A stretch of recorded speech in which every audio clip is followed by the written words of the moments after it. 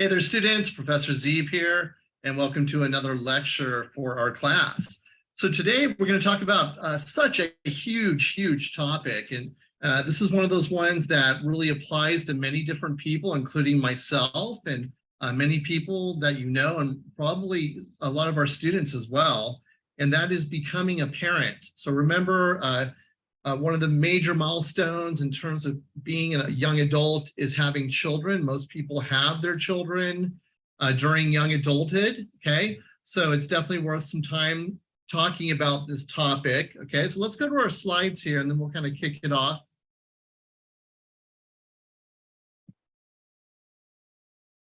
Okay, so becoming a parent. Let's sort of set this up here. Obviously, being a parent in general requires a lot of work. So, you know, it requires interpersonal skills as you socialize with your child and, of course, your partner. It requires emotional skills, and sometimes your emotions really get tested. A lot of patience. So obviously, as a parent, you have to have an enormous amount of patience to deal with your children. And rightfully so, right? Because you obviously want to give them the best care as possible and not be too angry and that kind of thing. So it requires a lot of skill. Something that a lot of people take for granted. It does take a lot of skill. Research has also revealed that our parenting, our own parenting, and we've talked about this before, is often influenced by our own upbringing, our own experiences with our own parents. Remember, if you guys remember from earlier, those could be good or bad. So a lot of times we see, you know, bad habits continue generationally, hopefully good things as well. So you got to kind of keep that in mind as you're working with your children, of course. Then you have to also think about if we have two parents, potentially, a lot of times there's two parents involved. What if they have different parenting skills? You know, we've talked about authoritative and authoritarian parents, et cetera, et cetera. What happens if mom is one way and dad is the other, or whatever it is? If the partners disagree, is my point, how does that work out? So obviously, if you're in a situation where you're having children with someone, this is one of those discussions you want to have. You want to sit down with each other, and bounce these ideas off each other, because you don't want to surprise, you know, where I'm going to, for example, I'm going to raise my child one way and you had a totally different idea. That could create tension and problems in the marriage, and obviously confusion on the child's part, if that's the case. So I would recommend, this is one of those discussions that parents should have before they actually have children. Okay, so let's take a look at our slides here. We're going to look at some research on parenting, what the research shows. Well, number one, the age of childbearing has increased. In other words, if we look at the average age of people when they have their first child, or when they're generally having children, we find that that age has gone up. So according to some research given in our textbook, as of 2018 is the study cited there in the textbook, the average age for women was 26.9 to have a child. And I just want to point this out. That is the highest we've ever seen. So we have seen that this age is getting more and more and more. I mean, I think about like my grandparents and people in previous generations when they're having kids at like 19 and 20 and so forth, which obviously still happens, and before that, of course. But if we look at that average, we're finding that people are really waiting longer than ever before. So that's the highest it's ever been. We also know that single child families are increasing. So there's a lot of single child families out there. And so, you know, whether that's a trend or a decision or whatever it is, we find that that's pretty common for a couple to have only one child. Certainly that's not always the case, as you probably know. But that's what we're seeing in the research. So let's look at some trends of late childbearing. So we said that people, you know, if we look at the averages and the numbers, people are waiting to have kids. So what are some trends involved in that? What are some things we are seeing in connection with that? Well, number one, I'm just going to read these off here. If you're having less children, and that's what the research is seeming to say, your freedom is definitely increased. So maybe that may be one reason you're having children late or not having a lot of children, is that you value your freedom. I mean, you don't need me to tell you that when you have kids, a lot of your time goes, you devote your time to your children, which is a great thing because they require a lot of time and a lot of interaction and so forth. But if people are waiting, then obviously it would change how much free time you have. And maybe that could be some of the allure of that, of having less children and having them late. A lot of times people are waiting to have kids is to establish their career first. So think about a lot of women who basically want to go to college, they want to get a good job first before they have children and start a family and so forth. So as our working women are entering the workforce and so forth before they have children, or even when they do have children, what the research is showing is that in terms of being able to experience developmental milestones with your kids could potentially be lessened. That kind of makes sense. If you're devoted to your job and your career, and then you have kids, because you're so tied down to this high demanding type job, which is great, there's a lot of benefit to that, but you may be losing out a little bit in terms of seeing some of the development of your own child. For example, I'm going to give a personal example here. I remember when my oldest daughter was in daycare or preschool at this time, they told us that she had taken her first steps. And of course, I was at work teaching psychology classes. My wife was at work, and we missed the big first steps that happened at preschool.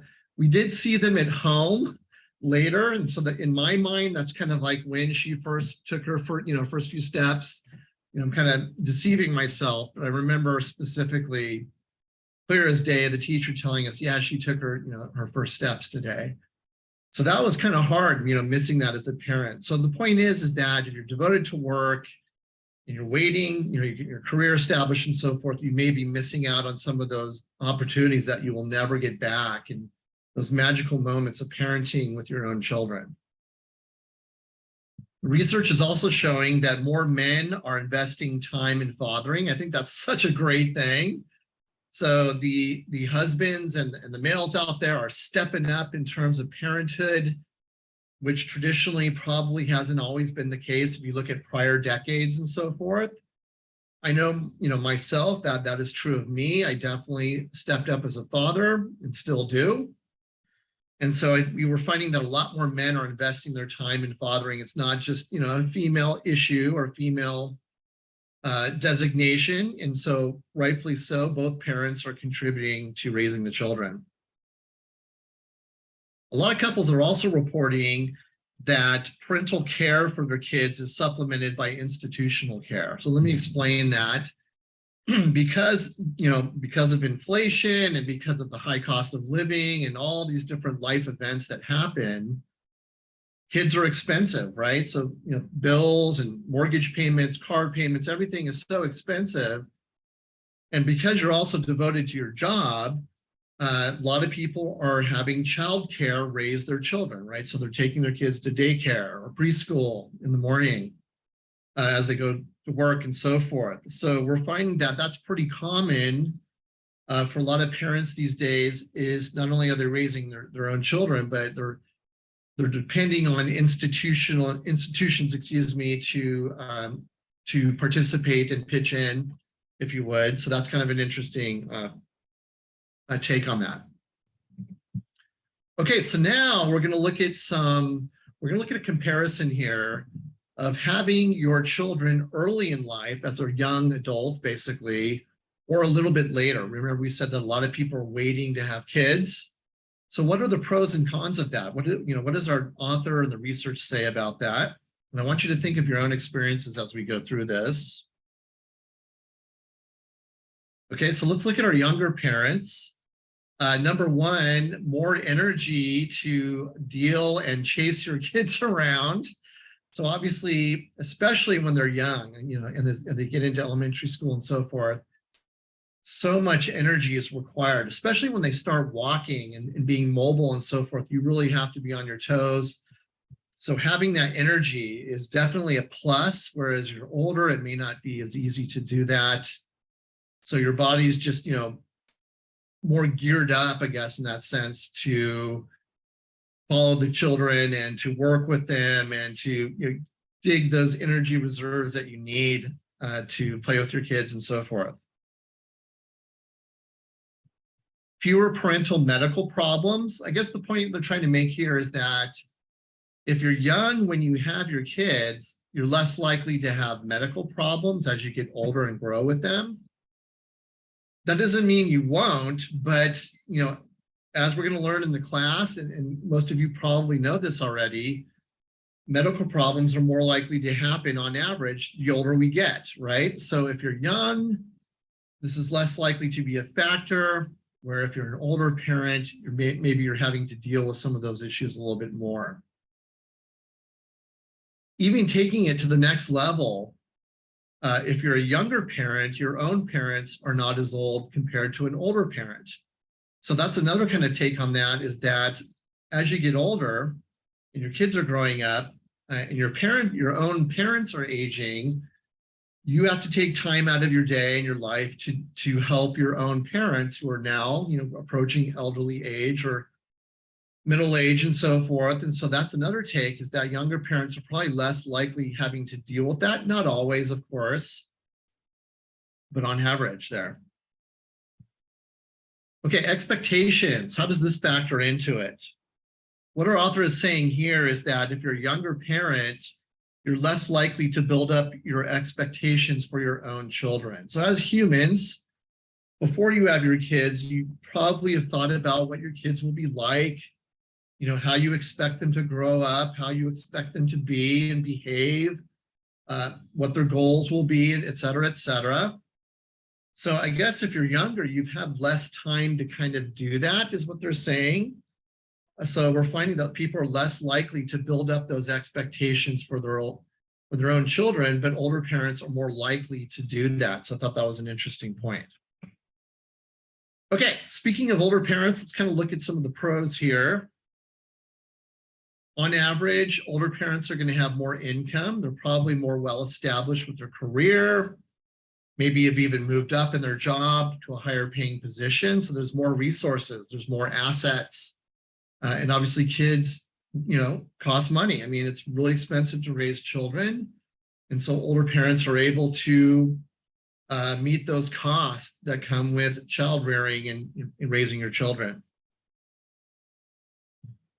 You could argue that older parents are more mature compared to younger parents. Remember, there's always exceptions to that. But because you're more mature, maybe that brings different skill sets to the table when you're raising your kids. So older parents are more mature, and that can see why that would be a definite plus in raising children. More likely to use their life experience and have more life experience to begin with. So I guess the point here is that if you've been around the block a few times, you are prepared to have kids to a certain extent more than a younger parent. And you can use those life experiences that you've accumulated in raising your children. In other words, I guess the point is that you have more experience to draw from to help you become a great parent, where a younger parent may not have as much. Not that they don't have any, but it may not be as rich or as extensive as an older parent. And so, as we know, good things can come from experience. It can definitely help you in many aspects of life. And of course, this applies to raising children as well.